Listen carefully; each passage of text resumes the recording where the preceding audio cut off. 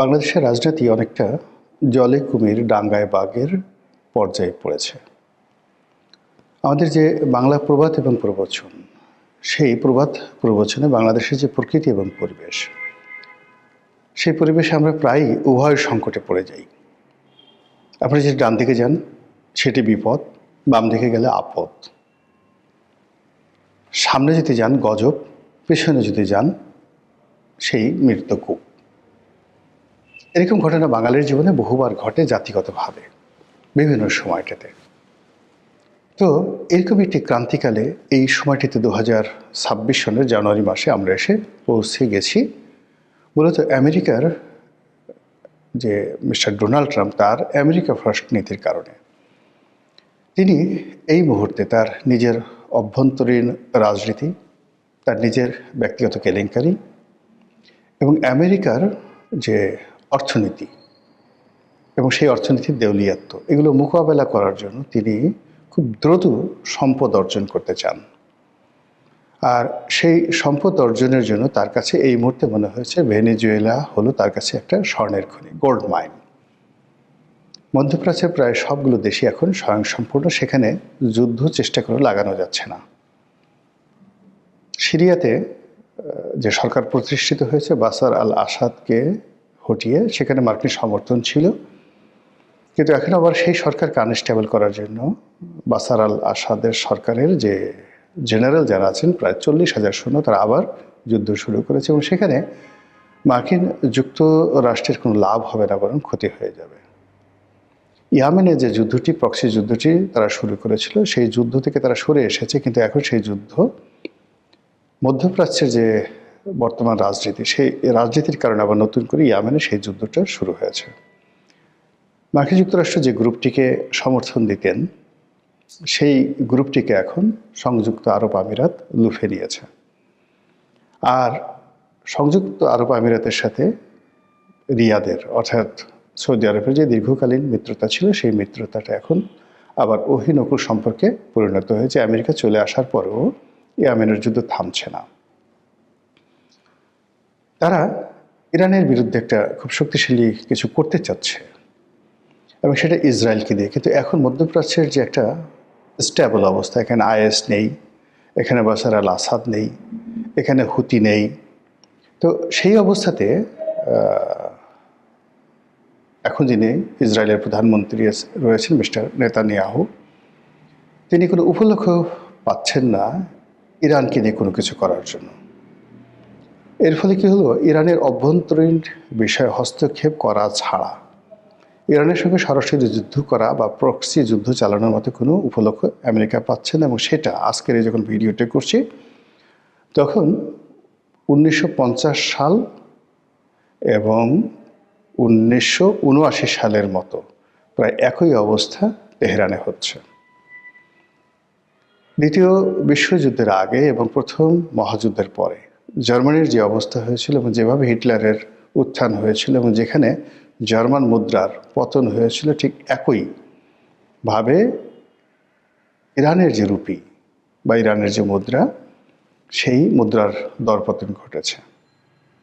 মানুষ হাহাকার করছে এবং মানুষের রীতিমতো জীবন জীবিকায় টান পড়েছে। ফলে তারা ইসলামিক রেভলিউশনের বাইরে গিয়ে নতুন একটি বিধি ব্যবস্থার জন্য রাস্তায় নেমেছে, যদিও তারা সবাই আমেরিকা বিরোধী। এবং তারা যারা এখন বিদ্রোহ করছে, তারা অস্ত্র হাতে, যেটা ইরানিয়ান যে বিপ্লবী বাহিনী, তাদের বিরুদ্ধে যুদ্ধ করছে। সবাই বলার চেষ্টা করছে আমেরিকার মদত আছে, অবশ্যই আমেরিকার মদত আছে, কিন্তু বাস্তব সমস্যা সেখানে আছে। এই অবস্থাতে মধ্যপ্রাচ্য কেন্দ্রিক আমেরিকার যে বিনিয়োগ ছিল, সেটা তাকে তার অস্তিত্বের সাথে সরিয়ে আনতে হবে এবং এখান থেকে তার যে রেভিনিউ জেনারেট হতো, সেই রেভিনিউটা কার্যত এখন বন্ধ হয়ে আছে। ফলে তাকে যদি বাঁচতে হয়, অবশ্যই ভেনেজুয়েলার 21 ট্রিলিয়ন ডলারের সমমূল্যের তেল লাগবে।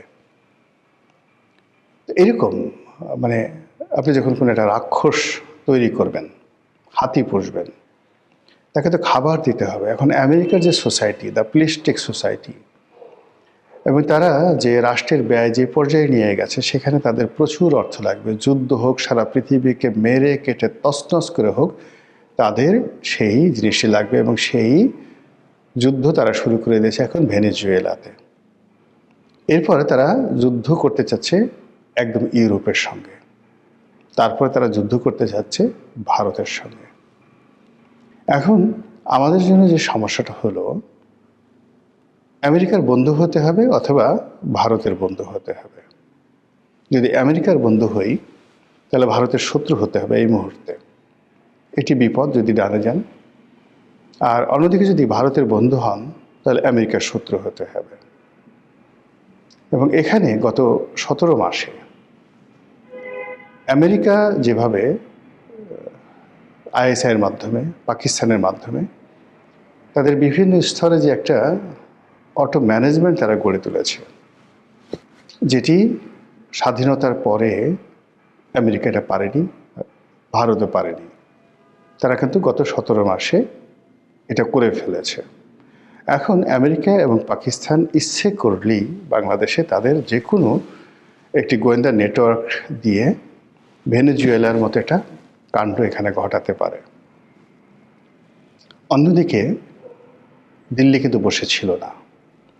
তারা গত 15 বছরে যেভাবে চোখ বুজে শেখ হাসিনার উপর নির্ভর করে তাদের অনেক কার্যক্রম তারা বন্ধ রেখেছিল, অনেক ব্যাপারে ঢিলেমি দিয়েছিল। এর কারণ হলো হুকুম দিলেই হয়ে যায়, সেখানে তো তাদের নিজেদের কোনো বিনিয়োগ করার দরকার পড়ে না। সেই কাজগুলো দিল্লি করার পরে যখন তাদের পুরো পররাষ্ট্রনীতি, কূটনীতি, তাদের যে গোয়েন্দা তৎপরতা বাংলাদেশকে ঘিরে সব কিছু মুখ থুবড়ে পড়ে যায় 2024 সালের আগস্ট মাসে। এর ফলে কি হলো, দিল্লিতে তোলপাড় শুরু হয়ে যায়। নরেন্দ্র মোদী সরকার, তার পররাষ্ট্র বিভাগ, তার সামরিক বিভাগ, বেসামরিক বিভাগ, সীমান্ত বাণিজ্য, সীমান্ত নিরাপত্তা সব মিলিয়ে তছনছ অবস্থা।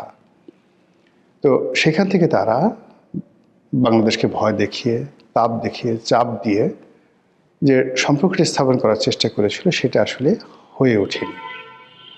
আবার ডক্টর মোহাম্মদ ইউনূস সরকার প্রথম দিকে ভারত বিরোধিতা করেছে, পরবর্তীতে যখন ভারতের বন্ধু হতে চেয়েছে তখন আবার ভারত ঘাড় বাঁকা করেছে।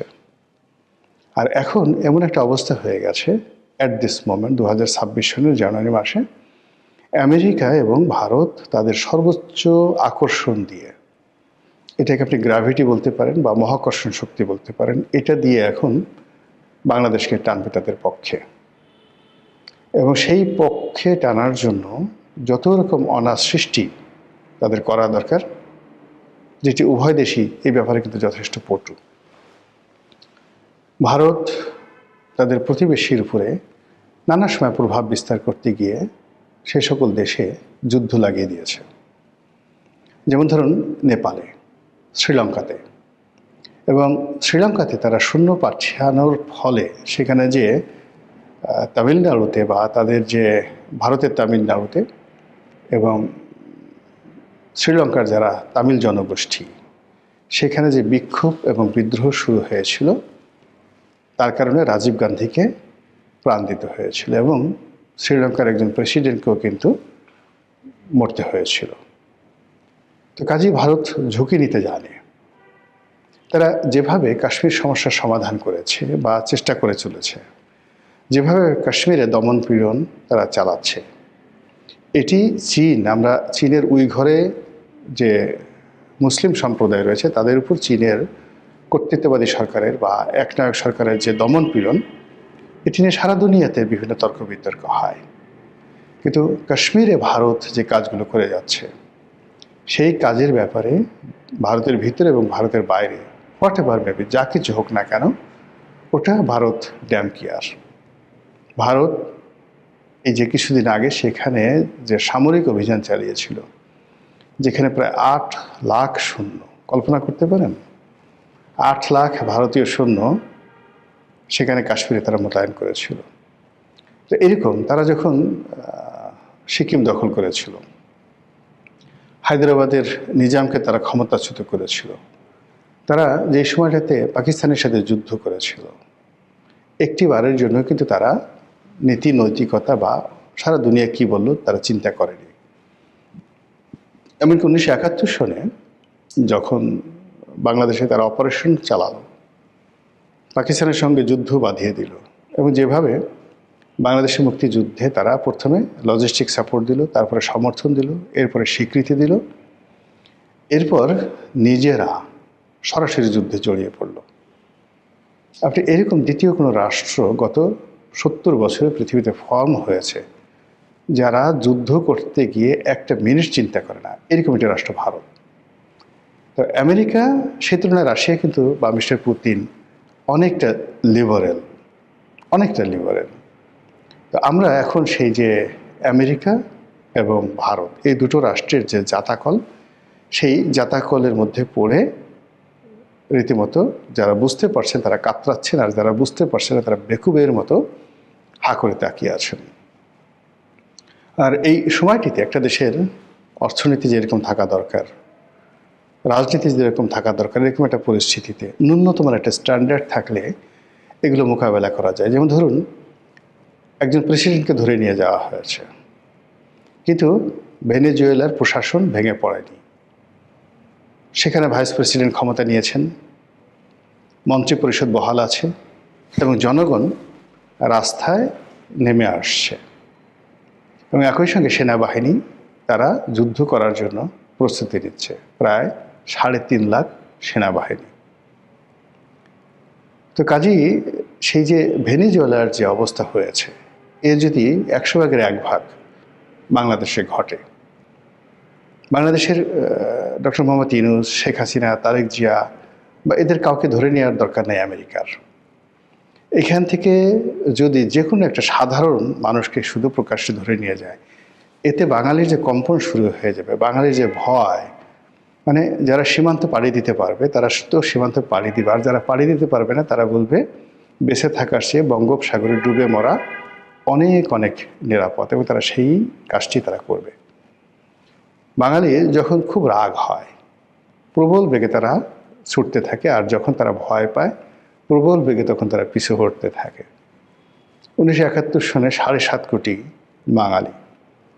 তো চিন্তা করুন যে 7.5 কোটি বাঙালি 25শে মার্চ তারিখে পাকিস্তান অপারেশন সার্চলাইট চালালো, অর্থাৎ রাজারবাগে হত্যাকাণ্ড চালালো, আর ওই দিন 1 সপ্তাহ থেকে 15 দিনের মধ্যে 1 কোটি লোক বাংলাদেশ ছেড়ে তারা পালিয়ে গেল। এর মধ্যে ওই সময় যে ভিডিও চিত্রগুলো আপনি যদি দেখেন, একেবারে নিতান্ত দরিদ্র, কিচ্ছু নেই, শুধু প্রাণটা ছাড়া। আর বয়স এমন যে যাকে মানে হাঁটতে পারে না, লাঠি ভর, এরকম মানে বয়স্ক মানুষের তো কেউ মারে না, কোনো ডাকাতও মারে না।